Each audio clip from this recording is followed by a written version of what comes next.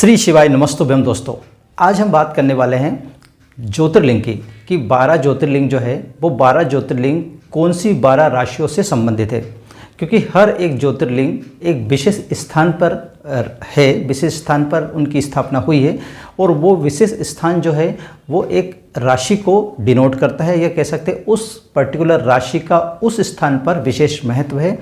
इस कारण से अगर आप अपनी राशि के अनुसार 12 ज्योतिर्लिंग में से जो ज्योतिर्लिंग आपकी राशि के अनुसार सही है, या सही तो सभी है, ये नहीं कह रहा हूँ कि कोई ज्योतिर्लिंग आपकी राशि के हिसाब से सही नहीं है, लेकिन अगर आप अपनी राशि के हिसाब से ज्योतिर्लिंग का चयन करोगे तो उससे आपको जल्दी फायदा होगा।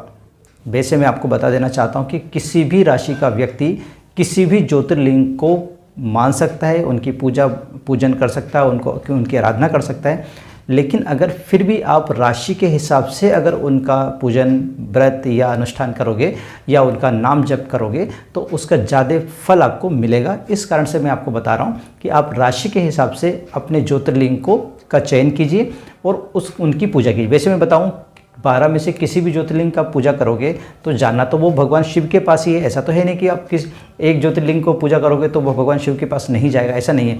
सभी आपकी जितनी भी पूजा है, जिस भी आप ज्योतिर्लिंग की पूजा कर रहे हो, वो सभी भगवान शिव के पास ही जाना है, क्योंकि शिव के ही वो सारे रूप हैं। तो ऐसा नहीं है कि आपको किसी प्रकार की कोई प्रॉब्लम इसमें होने वाली है, लेकिन एक विशेष फल की प्राप्ति के लिए आप अगर अपनी राशि के हिसाब से उसका चयन करोगे तो आपके लिए ज़्यादा अच्छा होगा। इस कारण से मैं ये राशि के हिसाब से आपको जो ज्योतिर्लिंग है वो बता रहा हूँ।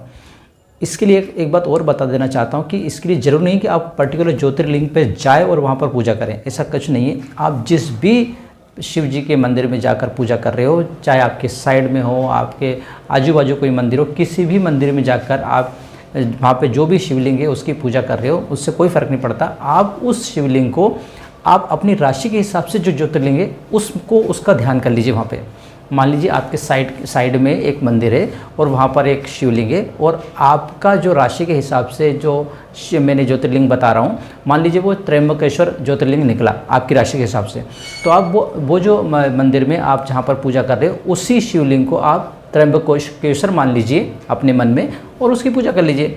तो आपको त्र्यंबकेश्वर जाने की ज़रूरत नहीं है इसमें कि मैंने बताया कि आपकी राशि के हिसाब से त्र्यंबकेश्वर जाना है तो आपको वहाँ जाना पड़ेगा, ऐसा नहीं है।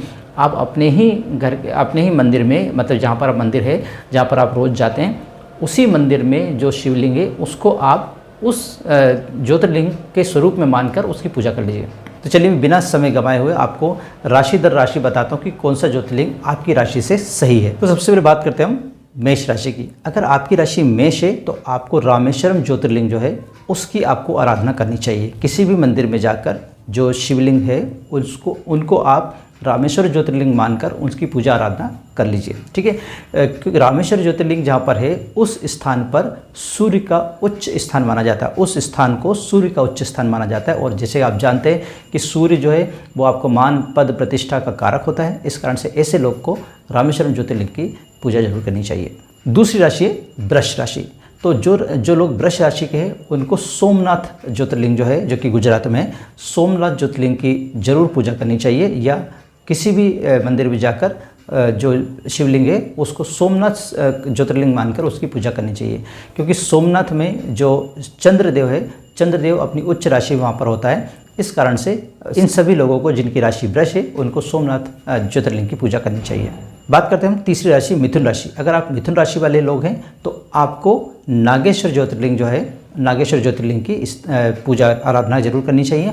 और नागेश्वर ज्योतिर्लिंग जहाँ पर स्थित है वो राहु का स्थान है। इस कारण से अगर राहु से संबंधित कोई प्रॉब्लम आपको चल रही है तो आपको नागेश्वर ज्योतिर्लिंग की पूजा जरूर करनी चाहिए। अगली राशि है कर्क राशि।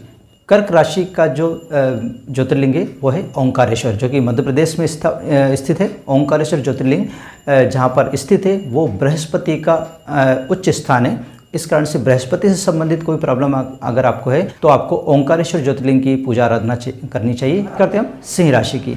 अगर आपकी राशि सिंह है तो आपको घुश्मेश्वर ज्योतिर्लिंग का पूजा करना चाहिए, यानी कि अपनी पूजा में घुश्मेश्वर ज्योतिर्लिंग का मन बनाकर या जो घुश्मेश्वर ज्योतिर्लिंग का ध्यान कर पूजा करनी चाहिए।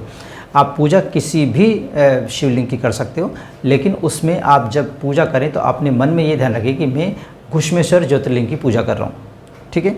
क्योंकि ये जो जगह है जहाँ पर घुश्मेश्वर शिवलिंग है वो सूर्य का स्थान है, तो आप सूर्य से संबंधित प्रॉब्लम अगर है तो भी इससे आपको उस प्रॉब्लम से दूर छुटकारा जरूर मिल जाएगा। बात करते हैं कन्या राशि की। जिन लोगों की राशि कन्या है उनको मल्लिकार्जुन ज्योतिर्लिंग का पूजा जरूर करनी चाहिए, क्योंकि मल्लिकार्जुन ज्योतिर्लिंग जहाँ पर है वहाँ बुद्ध का उच्च स्थान है। बुद्ध का उच्च स्थान होने के कारण आपको बुद्ध से संबंधित कोई भी प्रॉब्लम है कुंडली में देखकर आप बहुत आसानी से पता कर सकते हो। अगर आपको नहीं मालूम तो मेरे वीडियोस हैं, उस पर आप देख सकते हो। मेरे दूसरे चैनल पे इस प्रकार के आपको वीडियो मिल जाएंगे राशियों से संबंधित। तो आप बुद्ध से संबंधित किसी प्रकार की भी अगर आपको प्रॉब्लम है तो आप मल्लिकार्जुन ज्योतिर्लिंग का जरूर पूजा करिए।